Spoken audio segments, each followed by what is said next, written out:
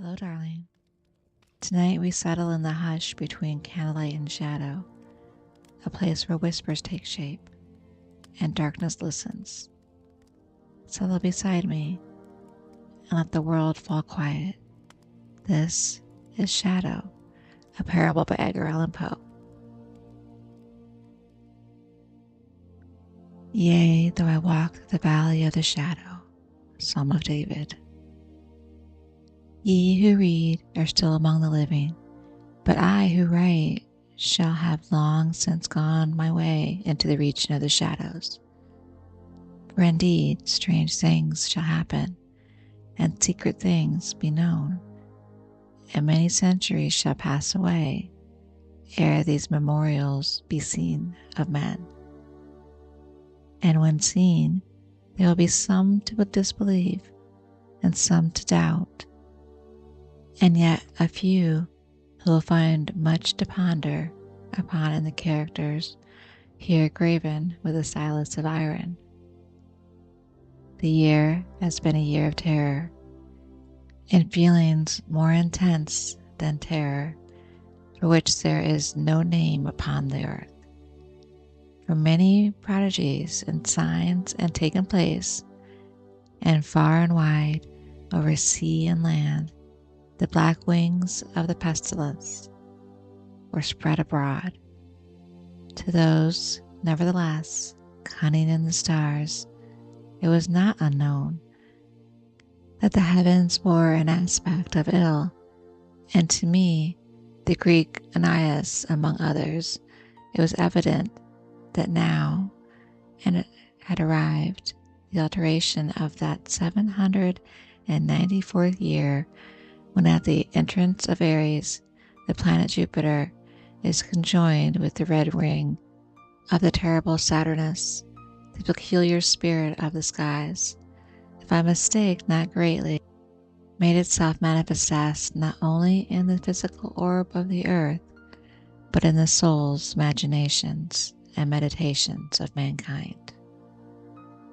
Over some flasks of the red Chian wine, within the walls of a noble hall in a dim city called Ptolemais, we sat at night, a company of 7, and to our chamber there was no entrance save by lofty doors of brass, and the door was fashioned by the artisan Corinos, and being of rare workmanship, was fastened from within. Black draperies likewise in the gloomy room shut out from our view the moon, lurid stars, and the peopleless streets.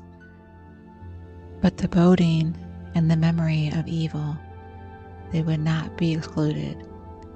There were things around us, and about of which I can render no distinct account, things material and spiritual, heaviness in the atmosphere, a sense of suffocation, anxiety, and above all, the terrible state of existence which the nervous experience when the senses are keenly livening and awake.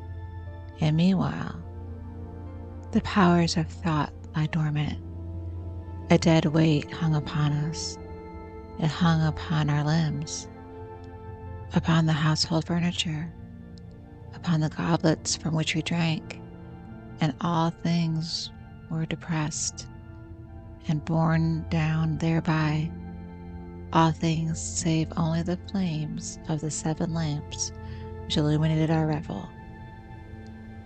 Uprearing themselves in tall slender lines of light, they thus remained burning, all pallid and motionless, and in the mirror which their luster formed upon the round table of ebony at which we sat, each of us there assembled beheld the pallor of his own countenance, and the unquiet glare in the downcast eyes of his companions.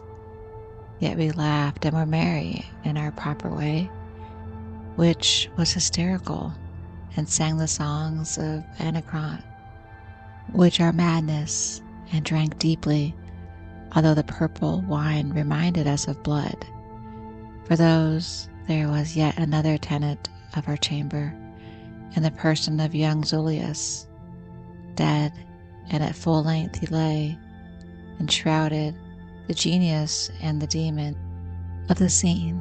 Alas, he bore no portion in our myth, save that his countenance distorted with the plague, and his eyes, in which death had but half extinguished the fire of the pestilence, seemed to take such interest in our merriment as the death may happily take in the merriment of those who are to die. But although I, Onias, felt that the eyes of the departed were upon me, still I forced myself not to perceive the bitterness of their expression, and gazing down steadily into the depths of the ebony mirror, sang with a loud and sonorous voice the songs of the son of Tios. But gradually my songs they ceased, and their echoes rolling afar off among the sable draperies of the chamber became weak and undistinguishable, and so faded away.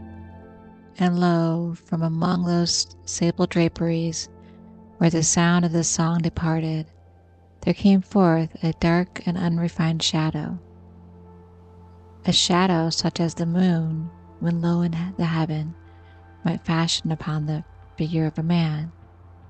But it was a shadow neither of man nor of God, nor of any familiar thing, and quivering while among the draperies of the room, it at length rested in full view upon the surface of the door of brass, and the shadow was vague and formless and indefinite, and was the shadow neither of man nor of God, neither God of Greece nor God of Chaldea or any Egyptian god. And the shadow rested upon the brazen doorway, and under the arch of the entablature of the door, and moved not nor spoke any word, but there became stationary and remained. And the door whereupon the shadow rested was, if I remember aright, it was over against the feet of the young Zulius enshrouded. But we, the seven, were assembled, having seen the shadow as it came out from among the draperies, dared not steadily behold it, but cast down our eyes, and gazed continually into the depths of the mirror of ebony. And at length I, Onias, speaking some low words, demand of the shadow its dwelling and its appellation. And the shadow answered, I am Shadow, and my dwelling is near to the catacombs of Ptolemais, and hard by those dim plains of Elusian, which border upon the foul Sharian canal.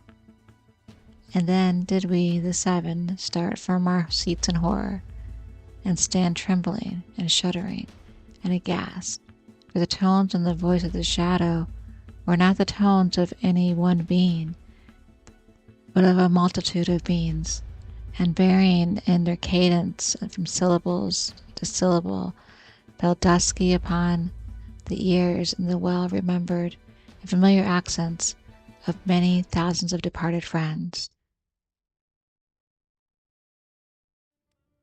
Stay with me in the quiet a moment longer, darling. Let the last of the candlelight linger on your skin. If you enjoy this whisper in the dark, come back to me and I'll read you something new.